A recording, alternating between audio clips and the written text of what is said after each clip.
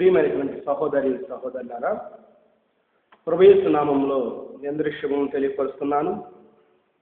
ఈ సమయంలో గలతీ రాసిన పత్రిక 2వ అధ్యాయము 20వ వాక్యాన్ని మనం చదివి ధ్యానించేద్దాం.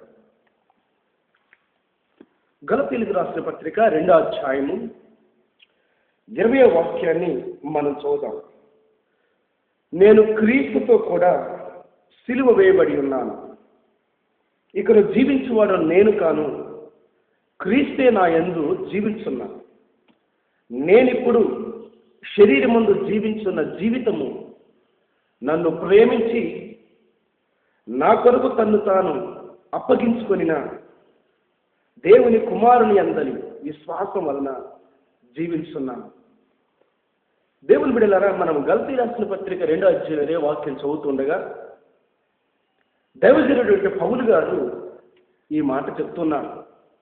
నేను క్రీస్తుతో కూడా సిలువ వేయబడి ఉన్నాను అని. నేను క్రీస్తుతో కూడా సిలువ వేయబడి ఉన్నాను అని దైవజనుడు పౌలు తన సమర్పణ జీవితాన్ని, తన అంకిత భావ జీవితాన్ని, తన పరిశుద్ధమైన జీవితాన్ని ఈ రీతిగా వెల్లడిపరుస్తున్నారు. నేను క్రీస్తుతో కూడా సిలువ వేయబడి ఉన్నాను అని దైవజనుడు గలతీ సంఘానికి చెబుతున్నాడు. గలతీ సంఘంలో ఉన్నటువంటి ఆ విశ్వాసులకి తన పత్రిక ద్వారా వెల్లడిపరుస్తున్నాడు. నేను క్రీస్తుతో కూడా సిలువ వేయబడి ఉన్నాను అని. దేవుని బిడ్డలారా, ఈ మాట మనం చదివేటప్పుడు కొంత మనకు ఆశ్చర్యం కలుగుతుంది కదా. ఎందుకంటే యేసు ప్రభుతో కలిసి సిలువ వేయబడింది ఎంతమందో మనకు తెలుసు. యేసు ప్రభుతో కలిసి ఆ సిలువ వేయబడిన ఆ మనుషులు ఎలాంటి వారో మనకు తెలుసు. యేసుక్రీస్తు వారితో సిలువ ఎందుకు వారిని వేయవలసి వచ్చిందో మనకు తెలుసు ప్రియులారా. కానీ ఈ దైవజనుడైన పౌలు గారు మాట్లాడుతున్నది ఏమంటే, నేను క్రీస్తుతో కూడా సిలువ వేయబడి ఉన్నాను అంటాడు. నేను క్రీస్తుతో కూడా సిలువ వేయబడి ఉన్నాను అంటున్నాడు. ఇతను జీవించేది నేను కాదు అని మాట్లాడుతున్నాడు. దేవుని బిడ్డలారా, ఇది నమ్మశక్యమైన మాటేనా? ఇది మనము విశ్వసించదగ్గ విషయమేనంటారా? ఎందుకంటే నేను క్రీస్తుతో కూడా సిలువ వేయబడి ఉన్నాను అంటున్నాడు. ఒకప్పుడు ఈయన క్రీస్తు సంఘాన్ని హింసించిన వాడు. యేసు ప్రభువుని సిలువ వేసేటప్పుడు ఈయన ఉన్నాడో లేడో ఆ సమయంలో అక్కడ. కానీ ఇప్పుడు ఏం మాట్లాడుతున్న మాట ఏంటంటే, నేను క్రీస్తుతో కూడా సిలువ వేయబడి ఉన్నాను. దేవుని నామానికి మహిమ కలుగును కాక. ప్రియులారా, ఈ సిలువ అనేది ఈయన గారు ఎందుకో తన అనుభవంలో మాట్లాడుతున్నాడు. నేను దొంగలతోనూ ద్రోహులతోనూ సిలువ వేయబడల, నేను నేరస్తులతో జూదగాలతో నేను సిలువ వేయబడల, నేను ద్రోహులతో తిరుగుబాటుదారులతో బందిపోటు దొంగలతో నేను సిలువ వేయబడల. అయితే నేను సిలువ వేయబడింది నజరేయుడైన యేసుతో. నేను క్రీస్తుతో కూడా సిలువ వేయబడి ఉన్నానని తన సాక్ష్య జీవితాన్ని, తన సమర్పణ జీవితాన్ని, తన పరిశుద్ధమైన జీవితాన్ని తెలియపరుస్తున్నాడు. ఎందుకు సిలువను గురించి మాట్లాడతాడు ఈయన? నేను ప్రభువుకు సమర్పించుకున్నాను, నేను ప్రభువుని నమ్ముకున్నాను, నేను ప్రభు కొరకై జీవిస్తున్నానని ఒక మాట చెప్పొచ్చు కదా. నేను సిలువ వేయబడి ఉన్నాను అని ఎందుకు ఈయన గారు సిలువను గురించి మాట్లాడుతున్నాడు? సహోదరులారా, ఓ గలతీ సంఘమా, ఓ విశ్వాసులారా, నేను ప్రభువుని నమ్ముకున్నాను. ఒకప్పుడు నా జీవితం మీకు తెలుసు. ఇప్పుడు నేను ప్రభువుని నమ్ముకున్నాను, నేను ప్రభు కొరకు సాక్షిగా జీవిస్తున్నాను అని చెప్పవచ్చు కదా. కానీ ఈయన గారు ఏమని మాట్లాడుతుందంటే, నేను క్రీస్తుతో కూడా సిలువ వేయబడి ఉన్నాను అంటున్నాడు. అంటే సిలువను తీసుకొచ్చి మాట్లాడుతున్నాడు. దేవుని బిడ్డలారా, సిలువని ఏంటి ఆ విషయం? చాలా మంది తమ ఉంగరాలలో, మంగళ సూత్రములలో, ఇండ్లలో, మందిరాలలో, మెడలలో, శైనులలో తమ ఎలాగైతేనేమి సిలువలను ధరిస్తూ ఉంటుంటారు. అది మంచిదేనా? ఆ సిలువ కలిగి ఉండడము దీవెనకరమేనా? ఆ సిలువను గురించి వారికి ఎరకైనదా? వారికి తెలిసే ఉన్నదా? ఏమిటి ఈ సిలువ? ఈ సిలువ సంగతి ఏమైతుంది పిల్లరా? అసలు ఈ సిలువ ఎందుకు వచ్చింది? ఈ సిలువ అనే ప్రస్తావన ఏమిటి పిల్లరా? దేవుని బిడ్డలారా, ఈ సిలువ అనేది ఈ పాత నిబంధన గ్రంథములో ఈ ద్వితీయోపదేశకాండము 21వ అధ్యాయంలో ఇలా వ్రాయబడి ఉంది. ఎవరైనాను మరణానికి తగిన నేరం ఏమని చేస్తే అట్టి వారిని ఆ సిలువ మీద వేలాడదీసి చంపుతారు. మన భారతదేశంలో ఎవరైనా మరణానికి తగినటువంటి నేరం చేస్తే అట్టి వారిని ఉరి తీసి చంపేస్తారు. కొన్ని దేశాల్లో బహిరంగంగానే ఉరి తీస్తారు. కొన్ని దేశాల్లో విషాన్ని ఇంజెక్షన్ ద్వారా ఇచ్చి చంపేస్తారు. దేవుని బిడ్డలారా, అయితే ఈ పాత నిబంధన గ్రంథములో ఉన్న శిక్ష ఎలాగుందంటే కొన్ని సందర్భంలో మరణానికి తగినటువంటి శిక్ష, మరణానికి తగినటువంటి ఏదైనా నేరం చేస్తే అట్టి వారిని సిలువ పైన మ్రాను పైన వేలాడి చంపేస్తారు. అయితే పిల్లరా, యేసు ప్రభు వారిని కూడా సిలువ వేసి చంపేస్తారు. ఇప్పుడు పౌలు గారు అంటాడు, నేను కూడా క్రీస్తుతో సిలువ వేయబడి ఉన్నాను అంటాడు. దేవుని బిడ్డలారా, ఎవరైనా నేరం చేస్తే ఒక మనుషుల్ని తీసుకొని, ఆ నేరం చేసిన వ్యక్తిని తీసుకొని ఆ మనుషుల్ని ఆ సిలువ మ్రానునికి త్రాళ్ళు పెట్టి కట్టి సిలువ వేసి వేలాడిపిస్తారు. సాయంకాలం అయ్యేంత వరకు అతను నా సిలువ మీద ఉంచుతారు. ఒకవేళ అతను గనక చనిపోకపోతే కాళ్ళు చేతులు నరికేసి బహుశా చంపేసి సమాధి చేస్తారేమో. అలాగూ మన యొక్క హృదయాల్లో నాటుకుపోయింది. యేసు ప్రభు వారిని కూడా సిలువేశారు. కానీ యేసు ప్రభు వారిని సిలువేసింది మేకులతో వేశారు. యేసు ప్రభు వారిని సిలువేసింది మేకులతో అరచేతుల్లోకి వచ్చారు, కాళ్ళలో దింపారు, ఆ తర్వాత సిలువలో వేలాడి తీశారు.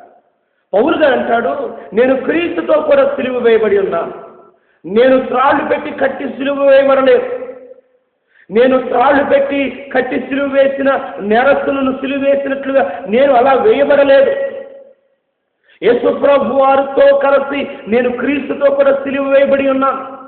యేసు ప్రభు వారిని మేకులు పెట్టి కొట్టి సిలువలో ఏ విధంగా వేలాడి తీశారో నేను కూడా ఇదిగో క్రీస్తుతో కూడా సిలువ వేయబడి ఉన్నా అంటున్నారు.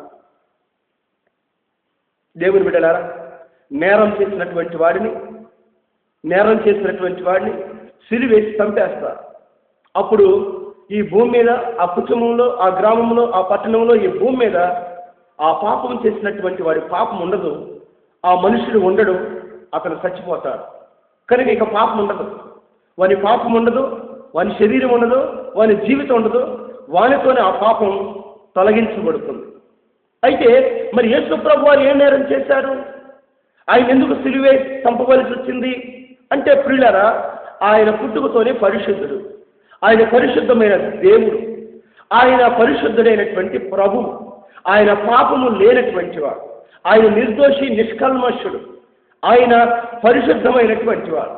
అయితే మరి ఆయనను ఎందుకు సిలువ వేయవలసి వచ్చిందంటే ఆయన మనల్ని ప్రేమించి మన పాపమును ఆయన స్వీకరించి ఆయన పాపముగా చేయబడ్డాడు. ఆయన మన శాపమును స్వీకరించి ఆయన శాపగ్రస్తుడిగా చేయబడ్డాడు. గనుక మన పాపము యేసు ప్రభులోకి వెళ్ళిపోయింది. మన శాపాన్ని యేసు ప్రభు తీసుకొని ఆయన శాపగ్రస్తుడయ్యాడు. కనుక ద్వితీయోపదేశకాండం 21వ అధ్యాయంలో చెప్పబడిన మాట ఏంటంటే శాపగ్రస్తుడు సిలువ మీద వేలాడాలి, శాపగ్రస్తుడు సిలువలో చంపబడాలి. కనుక యేసు ప్రభు శాపగ్రస్తుడు గనుక యేసు ప్రభు పాపముగా చేయబడ్డాడు గనుక యేసు ప్రభు అని సిలువ చంపవలసి వచ్చింది. గనుక మానవుని యొక్క పాపానికి ఆ సిలువలో ప్రాయశ్చిత్తం జరిగింది. మానవుడి యొక్క పాపమంతా సిలువలో వేలాడదీయబడింది. మానవుడి యొక్క పాపము ఆ యొక్క సిలువలో మేకులకి కొట్టబడింది. ఆయన శరీరం అది సిలువకు వేలాడిపోయింది. ఆ తర్వాత యేసు ప్రభు చనిపోయారు, సమాధి చేయబడ్డారు. ఆ తర్వాత తిరిగి పాపము లేని యేసు క్రీస్తుగా ఆయన వచ్చి ఉన్నారు. దేవునికి మహిమ కలుగును గాక. పాపము లేని యేసు క్రీస్తుగా ఆయన పునరుద్ధానుడయ్యాడు ప్రియులారా. గనుక ఈ సిలువ అనేసరికి ఎవరైతే పాపం చేస్తారో, ఎవరైతే దోషులుగా ఉంటారో, ఎవరైతే శాపగ్రస్తులుగా ఉంటారో అట్టి వారిని వారి పాపము నిమిత్తము ప్రియులారా, అదిగో వారి యొక్క శరీరము ఈ భూమి మీద ఉండకుండాను, వారి యొక్క పాపము చేయకుండానట్లును, వారి యొక్క పాపము ఈ భూమి మీద ఉండకున్నట్లును అట్టి వారిని సిలువేసి చంపేస్తారు. అదే సిలువ. అది ఒక రకమైన శిక్ష. మీకు అర్థమవుతుంది కదా. ఆ సిలువ అనేది ప్రియులారా, ఆ ఎవరైతే నేరం చేస్తాడో వారికి మరలా నేరం చేయకున్నట్లును, అతని యొక్క పాపం ఈ భూమి మీద ఉండకున్నట్లును, మరలా అతని యొక్క పాప శరీరము ఈ భూమి మీద ఉండకున్నట్లును అట్టి వారిని సిలువ వేసి చంపేస్తారు. ఎవరైతే సిలువ వేసి చంపేస్తాడో, ఎవరైతే సిలువ వేసి చంపబడతారో వాని పాపం ఇక భూమి మీద లేదు. ఇక వాడు పాపము చేయడు, వాని శరీరం పాపము చేత చచ్చిపోయింది. మీకు అర్థమవుతుంది ప్రియులారా. యేసు ప్రభు వారిని కూడా ప్రియులారా ఆయన సిలువేసి చంపేశారు. అందుకే పౌలు గారు అంటాడు, నేను క్రీస్తుతో కూడా చనిపోయాను, నేను క్రీస్తుతో కూడా సిలువ వేయబడి ఉన్నాను అంటాడు. అంటే అర్థం ఏంటి? తన అనుభవం ఏంటంటే, ఒక మనిషిని సిలువేసి మ్రాను మీద విరాళాడి చంపేస్తే ఇక వాని యొక్క పాపం ఈ భూమి మీద ఉండదు, ఇక వాడు పాపం చేయడు, వాడి శరీరం కూడా ప్రియులారా ఇక ఉండదు. అది అనుభవం. ఆయన అంటాడు పౌలు గారు, నేను కూడా క్రీస్తుతో సిలువేయబడి ఉన్నాను. అంటే నా పాపము అది అక్కడ సిలువలో నేను చంపేశాను. ఇదిగో ఒక సిలువేయబడిన మనిషి ఇదిగో ఏ విధంగా పాపము చేయడో నా జీవితం కూడా అలాగే ఉంటుంది. ఒక మనిషి సిలువ వేయబడితే, ఆ చంపబడితే వాని శరీరంలోంచి మరలా ఏ విధంగా పాపము రాదో, ఇదిగో నేను కూడా నా శరీరాన్ని అక్కడ సిలువలో వేలాడి తీశాను. అదండి విషయము, అదండి విషయము. అంత గొప్ప అనుభవాన్ని పౌలు గారు కలిగి ఉంటున్నారు. యేసు ప్రభు ఏ విధంగా పాపాన్ని సిలువ మేకులకి వేలాడి తీశాడు, యేసు ప్రభు ఆ శాపాన్ని యేసు ప్రభు ఆ సిలువ మేకులకి ఏ విధంగా కొచ్చాడో, నా పాపాన్ని, ఈ పాప శరీరాన్ని అదిగో సిలువలో ఆడ వేలాడి తీశాను, అక్కడ తగిలించేశాను, అక్కడ సిలువ మేకులకి ఇక కొట్టేశాను. ఇప్పుడు నా జీవితం, నా పాప జీవితం, నా పాప శరీరం సిలువలో ఉంది. ఇప్పుడు నాదంటూ ఏది లేదు. ఇప్పుడు జీవిస్తున్న ఈ జీవితము నాది కాదు, క్రీస్తే నా యందు జీవిస్తున్నాడని తన సమర్పణ జీవితాన్ని, తన పరిశుద్ధమైన జీవితాన్ని ఈ రీతిగా తన స్థాపించినటువంటి గలతీ ఆ సంఘాన్ని పత్రిక రాస్తూ ఉన్నాడు. ప్రియుల, దయచేసి ఈ మాటలు మీరు జాగ్రత్తగా ఆలోచిస్తున్నారనుకుంటున్నా. నేను క్రీస్తుతో కూడా సిలువ వేయబడి ఉన్నానన్న అనుభవం ఈ రోజున ప్రతి క్రైస్తవుడికి అవసరమై ఉంటుంది. సిలువ వేయబడితే అతను పాపం ఉండదు, సిలువ వేయబడితే అతను పాపము చేయడు, సిలువ వేయబడితే అతని శరీరం ఇక ఉండదు, అది నిరర్ధకం అవుతుంది, అది జీవం లేనిది అవుతుంది. ఇక ఆ శరీరం నుంచి పాపములు, పాపేచ్ఛలు, శరీరేచ్ఛలు మరలా పుచ్చవు ప్రియులరా. అది సిలువలో ఉన్నటువంటి అనుభవం. మరి నీవు కూడా ఈ రీతిగా పౌలు వలె సిలువ వేయబడ్డావా? ప్రభువు నమ్మినటువంటి నీవు పౌలు వలె నీవు కూడా సిలువ వేయబడ్డావా? పౌలు ఏ విధంగా క్రీస్తు కూడా నేను సిలువ వేయబడ్డాను, ఇక నా జీవితం లేదు, నా జీవితం సిలువలో ఉంది, ఈ జీవితం యేసు ప్రభువుది అని నీవు నేను చెప్పగలిగి ఉండగలుగుతామా? అలా చెప్పగలుగుతామా? అలాంటి ధైర్యము, ఆ విశ్వాసము, ఆ సమర్పణ జీవితము, ఆ పరిశుద్ధ జీవితం మనమును కలిగి ఉన్నామా? ఈ రోజున నేను కూడా క్రీస్తుతో సిలువ వేయబడి ఉన్నాను ఆ అనుభవం నీవు కలిగి ఉన్నావా? లేకపోతే పదే పదే నువ్వు పాపములో పడిపోతున్నావా? నీ శరీరం నుంచి పాపేచ్ఛలు బయటకు వస్తున్నాయా? నీ శరీరం నుంచి పాప ఇచ్చలు, పాప తలంపులు, పాప కోరికలు నీలోంచి బయటపడుతున్నాయా? నీవు వ్యర్థమైన ప్రవర్తన కలిగి ఉంటున్నావా? పాప జీవితాన్ని ఇంకా నువ్వు కలిగి ఉంటున్నావా? అయితే సహోదరుడా, అయితే సహోదరి, అయితే దేవుని యొక్క సేవకుడా, నీవు సిలువ వేయబడవలసి. ఆ సిలువ అనుభవం నీకును అవసరమైంది. ప్రియులారా, సిలువను మనం జాగ్రత్తగా అర్థం చేసుకోవాలి.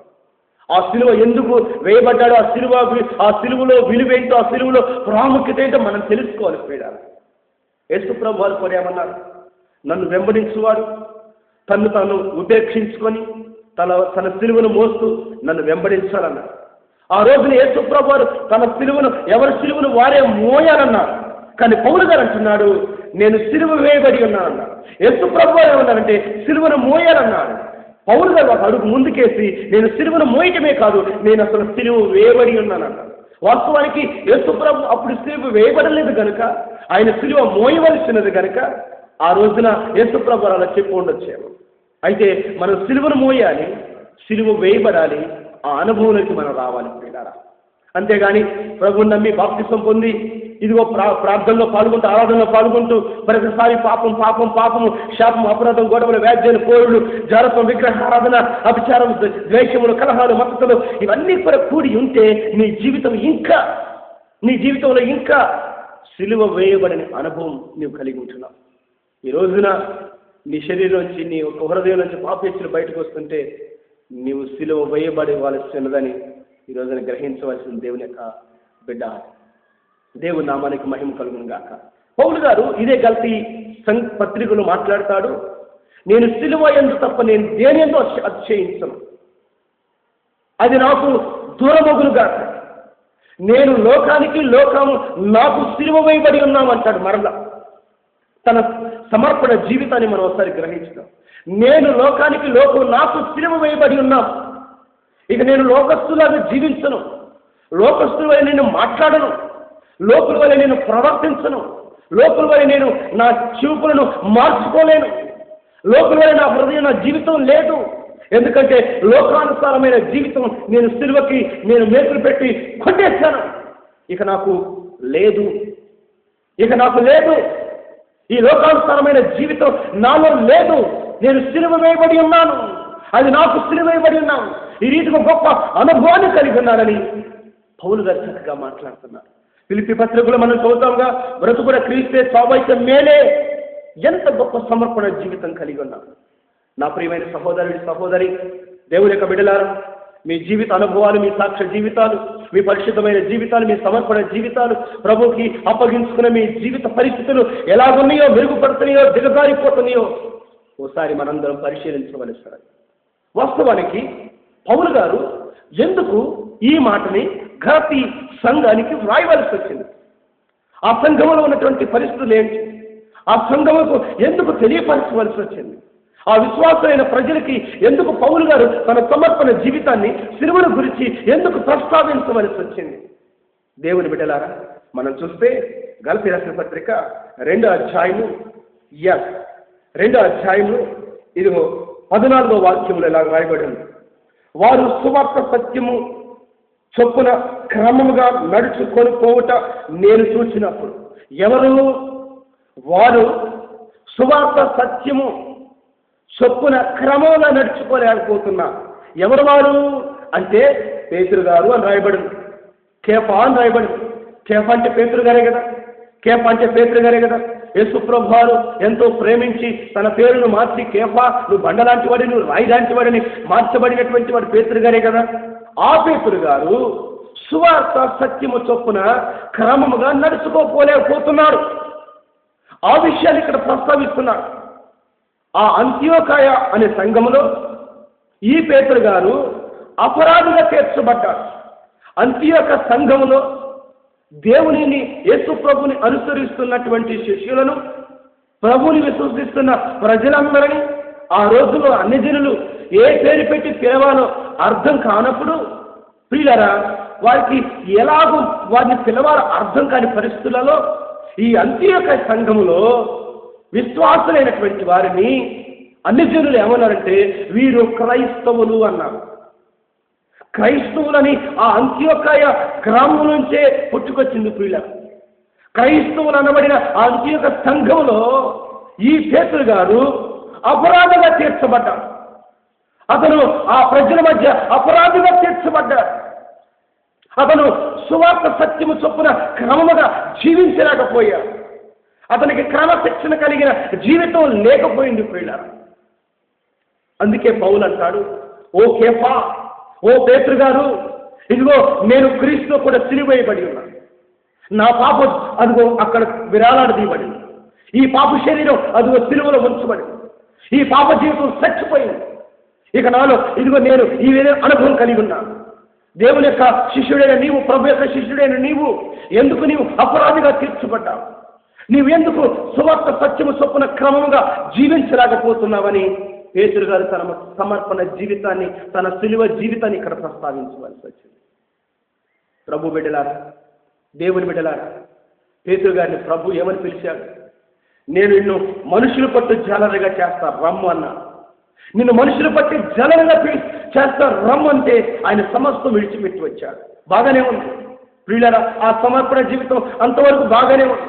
అయితే ఓ రోజున పేతురు గారు, ప్రభా నీవైతే నేను కూడా నీతో పాటు నీళ్ళ మీద నడిచినట్లు నాకు సెలవిమ్ము.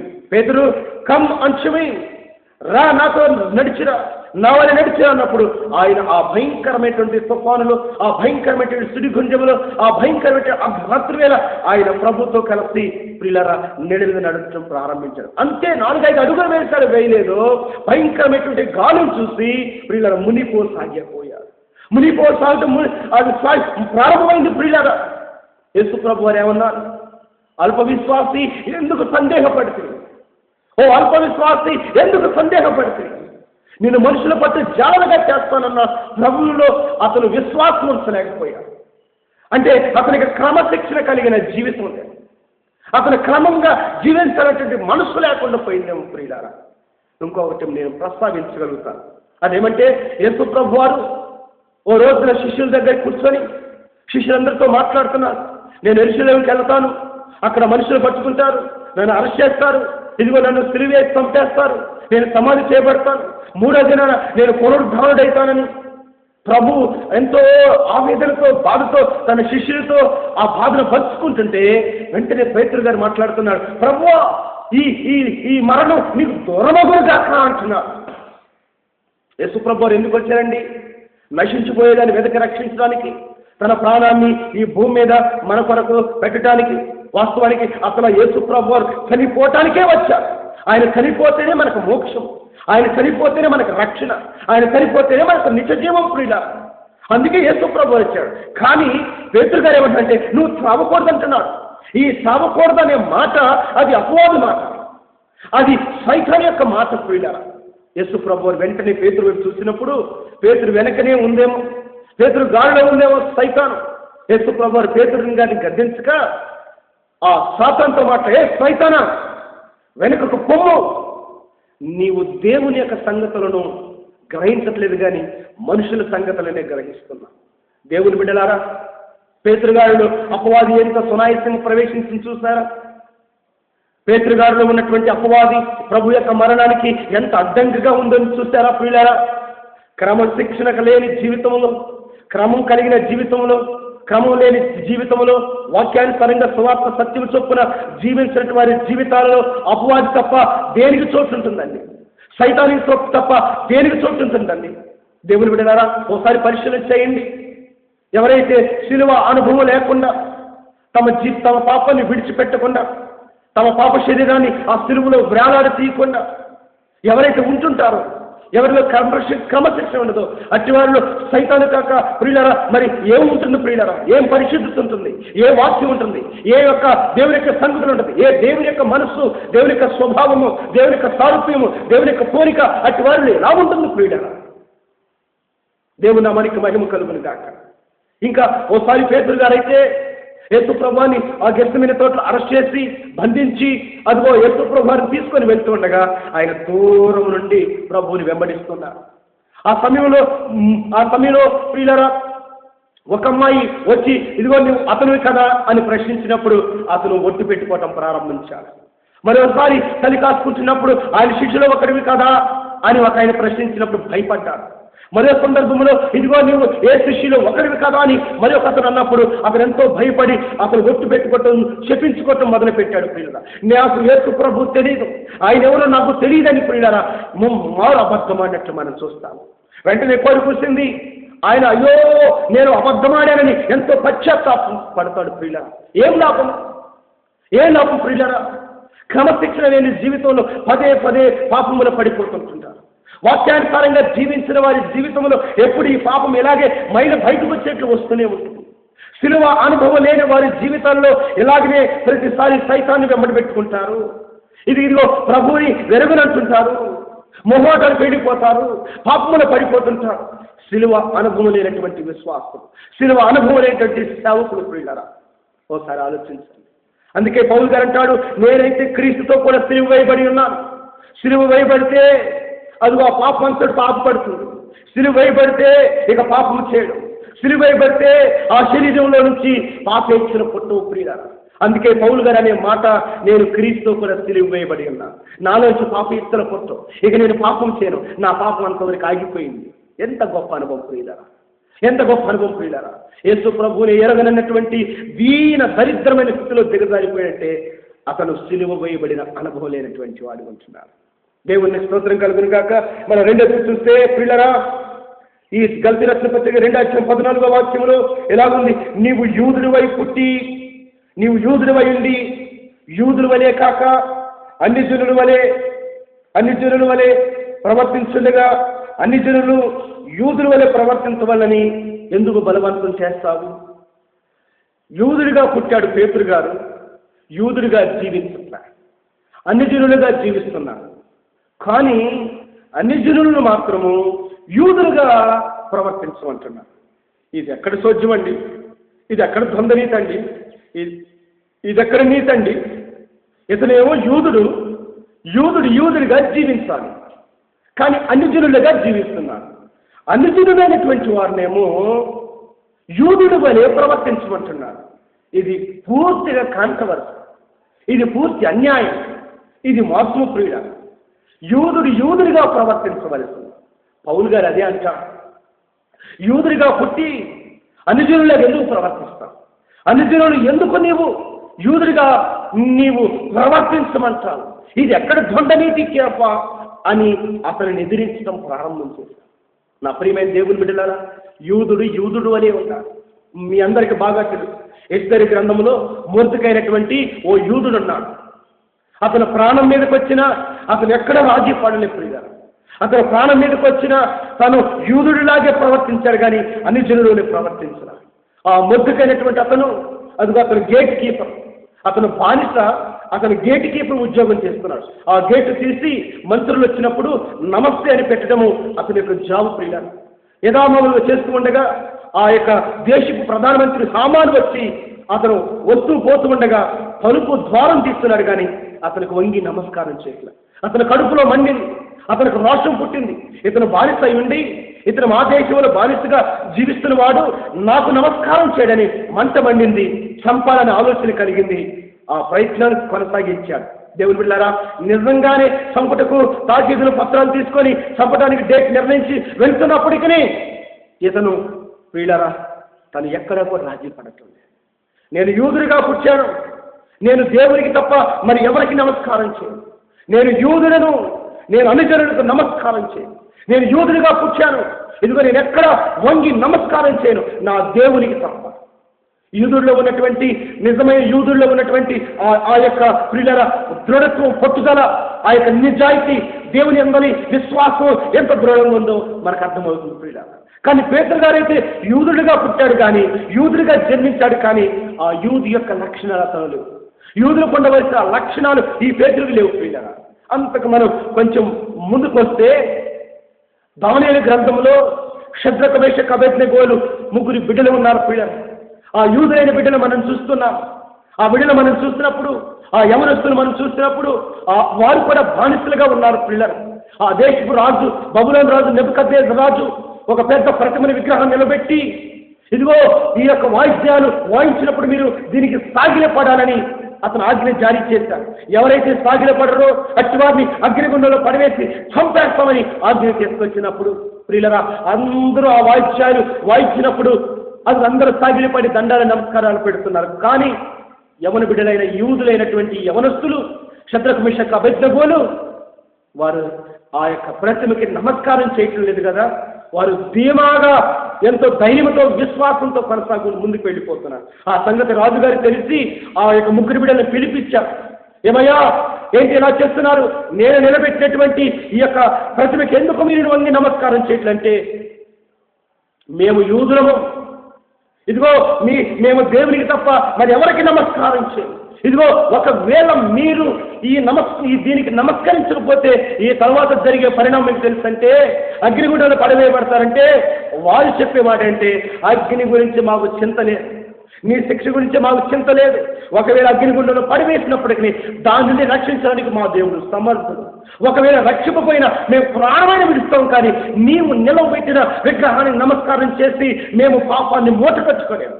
నీవు నిలబెట్టిన విగ్రహాన్ని నమస్కారం చేసి మా దేవునికి విరోధంగా పాపం చేయలేము, మా దేవునికి విరోధంగా మేము ప్రవర్తించలేమని ప్రియులరా ఎంత కరాఖండి రాజుగారి దగ్గర ఎదురించి మాట్లాడతారు. యూదుల్లో ఉన్నటువంటి పొట్టత్వం, యూదుల్లో ఉన్నటువంటి ప్రియులరా దృఢత్వం, యూదులు విగ్రహానికి నమస్కారం చేయరు, యూదులు దేవునికి తప్ప విగ్రహానికి నమస్కారం చేయరు, వారికి విగ్రహారాధన చేయరు. యూదుల్లాగే ఉంటారు ప్రియులరా. ఆ తర్వాత మనకు తెలుసు దానియేలు అనేటువంటి బిడ్డ, అదిగో అతను ప్రార్థన చేయకపోతే సింహాల బోన్లో పడివేస్తాడు. అయినా పర్వాలేదు, సింహాల బోనులోకి వెళ్తాను, కానీ నేను ప్రార్థన చేయకుండా నేను ఉండలేను, ప్రార్థన చేయకుండా నేను నిద్రపోలేను, ప్రార్థన చేయకుండా ఆహారము నేను మృంగలేను, భుజించలేను, దేవునికి ప్రార్థన చేయకుండా నేను జీవించలేనని దానియేలు కరాఖండికి చెప్పి సంతోషంగా సింహాల బోనులోకి వెళ్ళిపోయారు పిల్ల. కానీ పేతురు గారైతే యూదులుగా పుట్టి అన్ని జనులుగా ప్రవర్తిస్తున్నాడు, అన్ని జనులైతే మాత్రము యూదుల్లాగా ప్రవర్తించమంటున్నాడు. ఒక అయ్యగారు బాగా తాగి ఎలాగే ప్రసంగం చేస్తూ అంటున్నాడు, నన్ను చూడమాకండి కానీ దేవుని వాక్యాన్ని చూడమంటున్నాడు. ఈయన మాత్రం వాక్యానుసారంగా జీవించలే కానీ ఆ వినేవారిని మాత్రం వాక్యానుసారంగా జీవించమంటున్నాడు. ఏం బోధండి, ఏం విశ్వాసులండి, ఏం సేవకులండి, ఏం పరిస్థితులండి ఇవన్నీ. దేవుని బిడ్డలారా, యూదుల్లాగే ఉన్నారు, కానీ పేతురు గారైతే యూదులయ్యుండి అన్ని జనులుగా ప్రవర్తిస్తున్నాడు. ఈ రోజున నీవు క్రైస్తవుడు, యూదుల కంటే గొప్పవాడు. యేసు ప్రభుని విశ్వసించిన యూదులు నీవు. ఈ రోజున క్రైస్తవ పిల్లలు యూదుల కంటే గొప్పవారు. యేసు ప్రభు యొక్క అనుచరులు, యేసు ప్రభు యొక్క విశ్వాసులు, క్రీస్తుని అనుసరిస్తున్న వారందరూ యూదుల కంటే గొప్పవారు. అన్ని జనుల జీవితాన్ని విడిచిపెట్టి క్రైస్తవ జీవితంలోకి వచ్చిన నీవు ఆ యూదులైనటువంటి శద్రక్ మెషక్ అబేద్నెగోలు కానీ, దానియేలు కానీ, మొర్దెకై కానీ వారు యూదులుగా ఎలాగూ బలముగా నిలబడ్డారో దేవుని కొరకై. ఈరోజు క్రైస్తవుడిగా జన్మించిన నీవు, క్రైస్తవ జీవితాన్ని జీవిస్తున్న నీవు క్రైస్తవుడిగా జీవిస్తున్నావా, అన్ని జనులుగా జీవిస్తున్నావా? నీవు క్రైస్తవుడిగా ప్రవర్తిస్తున్నావా, అన్ని జనులుగా ప్రవర్తిస్తున్నావా? క్రైస్తవుడిగా మాట్లాడుతున్నావా, అన్ని జనులుగా మాట్లాడుతున్నావా? క్రైస్తవుడిగా నీ జీవితం ఉంటుందా, అన్ని జనుల వలె నీ జీవితం ఉంటుందా? ఓసారి పరిశీలించు. ఇంకా నీవు అన్ని జనులుగా మాట్లాడుతూ, అన్ని జనులుగా ప్రవర్తిస్తూ, అన్ని జనులే విగ్రహ నమస్కారం చేస్తూ, అన్ని జనులే పాపానికి లోబడుతూ, పాపము చేస్తూ, అన్ని జనుల వలె విస్తారంగా నీవు అవి ఇవి చేస్తూ ఉంటే నీవు ఇంకా సిలువ వేయబడవలసిన ఆవశ్యకత నీకు ఎంతైనా ఉంది దేవుని యొక్క. ఇంకా నీవు సిలువ వేయబడిన అనుభవం నీకు లేదు. ప్రభుని విశ్వసించావని పేరు ఉన్నది, ప్రభుని నమ్మేవని పేరు ఉంది, బాప్తిసం పొందేవని పేరుంది, కానీ నీవు ఇంకా సిలువ వేయబడాలి. ఎందుకంటే అనుభవం లేదు. ఎందుకంటే అన్ని జనులుగా మాట్లాడుతున్నావు కదా, అన్ని జనులుగా ప్రవర్తిస్తున్నావు కదా, అన్ని జనులే పూజలు చేస్తున్నావు కదా, అన్ని జనుల వలె నీవు నటిస్తున్నావు కదా, అన్ని జనుల వలె నువ్వు మాట్లాడుతున్నావు కదా, అన్ని జనుల వలె నీ నడక ఉంటుంది కదా, అన్ని జనుల జీవితం ఇంకా నీలో ఉంటుంది కదా. దైవికమైన లక్షణాలు, ప్రభు యొక్క పోలిక, ప్రభు యొక్క స్వారూప్యము నీలో ఇంకా రాలేదు కదా. అంటే నీవు సిలువ వేయబడాలి, నీ పాపం అక్కడ తగిలించబడాలి. ఇక నువ్వు పాపం చేయకుండా సిలువ వేయబడాలి. ఈ పాప శరీరంలో పాప ఆలోచన పట్టుకున్నట్లు ఈ పాప శరీరం నిరంతరమగినట్లు ఈ సిలువ పైన ఈ శరీరాన్ని తగిలించాలి. అప్పుడు మాత్రమే నువ్వు క్రైస్తవుడిగా జీవించగలుగుతావు. క్రైస్తవుడిగా పుట్టి క్రైస్తవుడిగా జీవించలేకపోవటం ఎంత ఘోరం ప్రియ. క్రైస్తవుడిగా పుట్టి క్రైస్తవుడి వలె జీవించలేకపోవటం ఎంత దుస్థితి ప్రియ. ఇతను యూదుడిగా పుట్టాడు కానీ యూదుడిగా జీవించలే. నువ్వు క్రైస్తవుడిగా పుట్టి క్రైస్తవుడిగా జీవిస్తున్నావా? క్రైస్తవుడిగా పుట్టి క్రైస్తవుడిని ప్రార్థన చేస్తున్నావా? క్రైస్తవుడు రోషంగా జీవిస్తున్నావా? విగ్రహాలు నమస్కారం చేయకుండా ఇదిగో పరిశుద్ధంగా జీవిస్తున్నావా? పాపాలు చేయకుండా పరిశుద్ధంగా జీవిస్తున్నావా? నీవు త్రాగుతూ, సినిమాలు చూస్తూ, జోదమాడుతూ, జరతం చేస్తూ, వ్యభిచారం చేస్తూ, అక్రమ సంబంధాలు కలిగి, మోసాలు కలిగి, అబద్ధ జీవితం కలిగి నీ జీవితం ఇంకా అన్ని జనులే ప్రవర్తిస్తున్నావా? ఈ రోజున ఎంతమంది ఎలాగుంటున్నారు? ఎన్ని సంఘాలలో విశ్వాసులు ఎలాగుంటున్నారు? ఎంతమంది పరిస్థితులు ఎలాగుంటుంది? ప్రియులారా, క్రైస్తవుడిగా పుట్టిన నీవు ఎలా జీవిస్తున్నావు? పేతురు గారైతే యూదుడుగా పుట్టి అన్ని జనులే ప్రవర్తిస్తున్నారు. అందుకే పౌలు అంటున్నాడు, ఓ కేఫా, నేను క్రీస్తుతో కూడా సిలువ వేయబడి ఉన్నాను. ఈ అన్యజనుల జీవితం, ఈ శరీరాన్ని సిలువలో మేకలు పెట్టి కొట్టేశారు. ఇక అన్యజనుల జీవితం నాలో లేదు, ఇక ఈ ప్రవర్తన నాలో లేదు, ఈ పాపం నాలో లేదు అని పేతురు గారిని ఈ పౌలు ఎదిరించి మాట్లాడుతున్నారు. దేవుని స్తోత్రం కలుగును గాక. మూడో మాట నేను తెలియపరుస్తాను ప్రియులారా. ఆ గలతీ రాసిన పత్రిక 2వ అధ్యాయం ఇదిగో 17వ వాక్యంలో పౌలు గారు చెబుతున్నాడు, కాగా మనము క్రీస్తునందు నీతిమంతులమని తీర్చబడుటకు వెతుకుచుండగా మనము పాపముగా కనబడని ఎడల దేవుని చేత విశ్వాసము చేత, క్రీస్తునందు విశ్వాసము చేత నీతిమంతులుగా తీర్చబడతారు. క్రీస్తు రక్తము చేత నీతిమంతులుగా తీర్చబడతాడు. దేవుని వాక్యం సెలవిస్తుంది. ఒకప్పుడు మనం నీతిమంతులు కాదు, నీతిమంతులు ఒక్కడూ లేరని దేవుని వాక్యం సెలవిస్తుంది. అందరూ పాపం చేశారని సెలవిస్తుంది. అయితే ఒకప్పుడు మనం పాపులు, అనీతిమంతులు, దేవునికి దూరస్తులు, దేవునికి శత్రువులు. అయితే క్రీస్తు యేసునందు విశ్వాసం వలన మనం నీతిమంతులుగా తీర్చబడతాం. ఈ నీతిమంతుల గుంపులో ఉండవలసిన ఈ యొక్క కేఫా, ఈ పేతురు గారు పాపుల గుంపులో కనపడుతున్నారు. ఈ నీతిమంతుల గుంపులో ఉండవలసిన ఇతను, నీతిమంతులుగా కనబడవలసిన ఈ పేతురు గారు ప్రియులారా, ఇది పాపుల గుంపులో కనబడుతున్నారు. ఇదిగో ఇంకా పాపముగా కనబడుతున్నారు. అతను ఇంకా మైల అతను కనబడుతుంది. నీతిమంతుల గుంపులో కనబడవలసిన వాడు, నీతిమంతులుగా కనబడవలసిన వాడు ఇంకా పాపముగా కనబడుతున్నాడు ప్రియులారా. మీకు బాగా తెలుసు కదా, అపొస్తలుల కార్యముల గ్రంథం 3వ అధ్యాయంలో ఆ కుంటి భిక్షుగడు, ఆ భిక్షుగాడిని ఏమని మాట్లాడతాడు, నా దగ్గర వెండి బంగారములు లేవు, నాకు కలిగింది నీకు ఇస్తున్నాను, అదే నజరేయుడని యేసు నామమున లేచి నడువో. వెంటనే ఆ కుంటివాడు లేచి నడిచాడు. ఎంత పవర్ ఉందండి పేతురు గారిలో, అంత బలముగా ఉన్నాడు అసలు. లేచి నడువు, నజరేయుడని యేసు నామమున లేచి నడువని అతను చెప్పిన వెంటనే కుంటి భిక్షుడు లేచి వెళ్ళిపోయాడు. ఓ మారు పేతురు గారు రోడ్డు మీద నడుచుకుంటూ వెళ్తుంటే ఆయన గారి నీడ ఎవరి మీద పడిందో అట్టి ప్రజలు బాగుపడ్డారు. ఆయన నీడ పడితేనే బాగుపడ్డారండి. ఆయన తుడుచుకున్నటువంటి చేతి రుమాలు, ఆయన తుడుచుకున్నటువంటి ఈ యొక్క చేతి గుడ్డ కింద పడేస్తే ఆ గుడ్డను ముట్టిన వాడు సహితము బాగుపడ్డారు. అలాగ అనేకులను బాగు చేసినటువంటి దైవజనుడు, అలాగ అనేకులని స్వస్థపరిచినటువంటి ఈ కేఫా నీతిమంతుల సభలో కనబడవలసిన వాడు, నీతిమంతులుగా కనబడవలసిన వాడు ఇంకా పాపముగా కనబడుతున్నాడు. అంటే అర్థం ఏంటంటే ఈ కేఫాకి సిలువ వేయబడిన అనుభవం లేదు. ఒకవేళ సిలువ వేయబడితే ఆ పాపం అక్కడే సిలువలో పట్టబడుతుంది కదా. ఒకవేళ సిలువ వేయబడితే అతని పాప శరీరం ఆ సిలువలో మేకులు పట్టబడుతుంది కదా. సిలువ వేయబడిన వాడు ఇక పాపము చేయడు కదా. అదే కదా సిలువ అనుభవం ప్రియులారా. మరి నీతిమంతుల సభలు ఉండవలసిన వాడు, నీతిమంతులుగా కనబడవలసిన వాడు ఇంకా ఎందుకు పాపంగా కనబడుతున్నాడంటే ఈయనకు సిలువ వేయబడిన అనుభవం లేదు. ఈయనకు సిలువ వేయబడిన అనుభవం లేదు. అందుకే పౌలు గారు అంటున్నాడు, కేఫా, ఎందుకు ఇంకా పాపంగా కనబడుతున్నావు? ఎందుకు అపరాధిగా తీర్చబడుతున్నావు? నేనైతే క్రీస్తుతో కూడా సిలువ వేయబడి ఉన్నాను, నేనైతే క్రీస్తుతో కూడా సిలువ వేయబడి ఉన్నానని పౌలు గారు తన సాక్ష్య జీవితాన్ని, తన పరిశుద్ధమైన జీవితాన్ని, తన సమర్పణ జీవితాన్ని ఆ పేతురు గారికి తెలియపరుస్తున్నాడు. నా ప్రియమైన దేవుని బిడ్డలారా, యేసు ప్రభువుతో కలిసి ఇద్దరు సిలువ వేయబడ్డారు. ఒక ఆయన తన శరీరాన్ని అదిగో ఆ సిలువలోని తన జీవితాన్ని ప్రభువు సమర్పించుకున్నాడు. ఆ సిలువ అనుభవాన్ని అతను కలిగి ఉన్నాడు. అదే రోజున ఆ యొక్క నేరస్తుడు, ఆ సిలువ వేయబడిన నేరస్తుడు ప్రభువుతో కలిసి పరదేశంలో ఉన్నాడు. సిలువ వేయబడిన అనుభవం ఉంది, కానీ ఇంకొక అతను పాతాళంలోకి వెళ్ళిపోయాడు. నా ప్రియమైన సహోదరులు, ప్రభువుని సూచించినటువంటి వారు మీ యొక్క వ్యక్తిగత జీవితం, మీ యొక్క ప్రభువుని నమ్మిన విశ్వాస జీవితంలో ఈ సిలువ వేయబడిన అనుభవం మీకుందా? ఇంకా నీతిమంతులుగా కనబడవలసిన నీవు, నీతిమంతులుగా సాక్షిగా జీవించవలసిన నీవు ఇంకా పాపంగా కనపడుతున్నావా? పాపిగా కనబడుతున్నావా? దోషిగా కనబడుతున్నావా? ఈరోజు నీవు సిలువ వేయబడిన అనుభవంలోకి రావాలి. విచిత్రం ఏంటంటే ప్రియులారా, ఈ కేఫా అనే ఈ పేతురు గారు ఓ రోజున సిలువ వేయబడ్డాడు. ఆయన ప్రభువు కొరకే సిలువ వేయబడ్డాడు.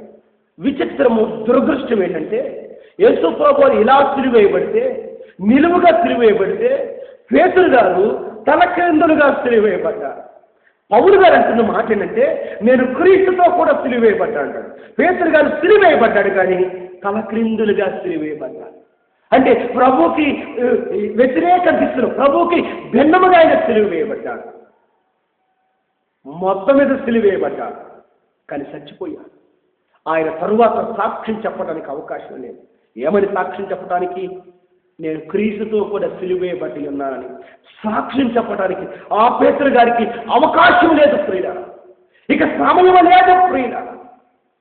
అయితే ఈ రోజున నీకు నాకు అవకాశం.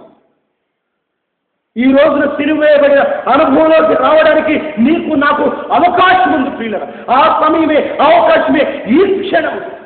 ఈ వాక్యం వింటున్న ఈ క్షణమే నీవు సిలువ వేయబడిన అనుభవంలోకి రావాలి. ఆ అనుభవం కలిగి ఉండాలి ప్రియులారా.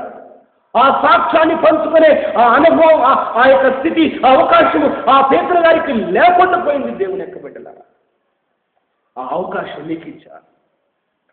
ఇంకా నీవు అపరాధిగా తీర్చబడతావా?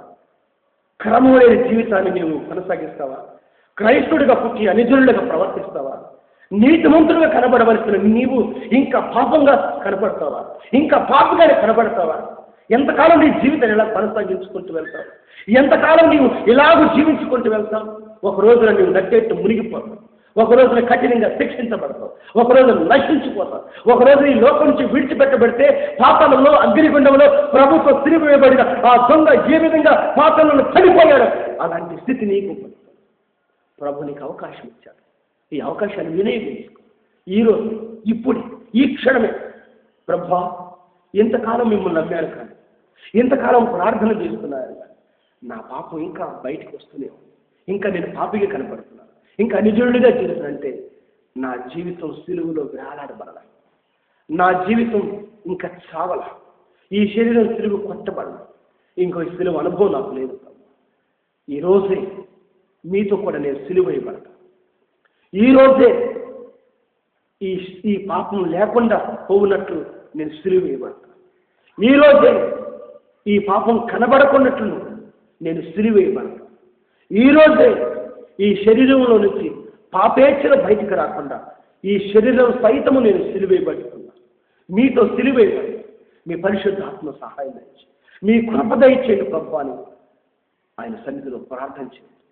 ఆయన సన్నిధిలో వేడుకొని ఇట్టి అనుభవంలో దేవుడు మిమ్మల్ని, మీ కుటుంబాన్ని, మీ సంఘాన్ని, మీ పరిచర్యని దేవుడు ఆశీర్వదిస్తాడు. దేవుడు మీ అందరినీ ఆశీర్వాదం దీవించును కాక. ప్రార్థన చేద్దాం. దేవా మా తండ్రి, మీకు వందనాలు. ఇంతకాలం ఉన్నాం మేము ఏదో నమ్మామన్న రీతిగానే మా జీవితాన్ని కొనసాగించుకుంటూ వచ్చాము. కానీ దైవజనుడు పౌలు గారి యొక్క సమర్పణ జీవితాన్ని, పరిశుద్ధమైన జీవితాన్ని మేము ధ్యానించినప్పుడు మా జీవితం ఎలాగుందో మాకు తెలిసిపోయింది ప్రభువా. ఆ అనుభవం మాకు లేదు. ఆ యొక్క అనుభవం మాకు లేదు నాయన. ఎందుకంటే ఆ పేతురు గారి యొక్క జీవితాన్ని మేము పరిశీలన చేసినప్పుడు ఖచ్చితంగా అంతకంటే ఘోరంగా మా జీవితాలు ఉన్నాయి. అయితే ఆయన చనిపోయాడు, సిలువేయబడ్డాడు. కానీ ఆయనకు అవకాశం లేకుండా పోయింది. ఈ రోజు మీరు మాకు అవకాశం ఇచ్చారని విశ్వసిస్తున్నాం. ఇప్పుడే, ఈ క్షణమే సిలువ వేయబడిన అనుభవంలోకి వస్తుండగా మీ పరిశుద్ధ ఆత్మ సహాయం ప్రజలందరికీ నాకు అనుగ్రహించండి. మమ్మల్ని దీవించండి, ఆశీర్వదించండి. మీ నామాన్ని ఇంకా మహిమపరచండి. ఈ చిన్న ప్రార్థన యేసు నామములో అడిగి వేడుకుంటున్నాను తండ్రి, ఆమేన్. ప్రియమైన దేవుని బిడ్డలారా, దేవుడు మిమ్మల్ని అందరినీ ఆశీర్వదించి దీవించును గాక. ఆమేన్.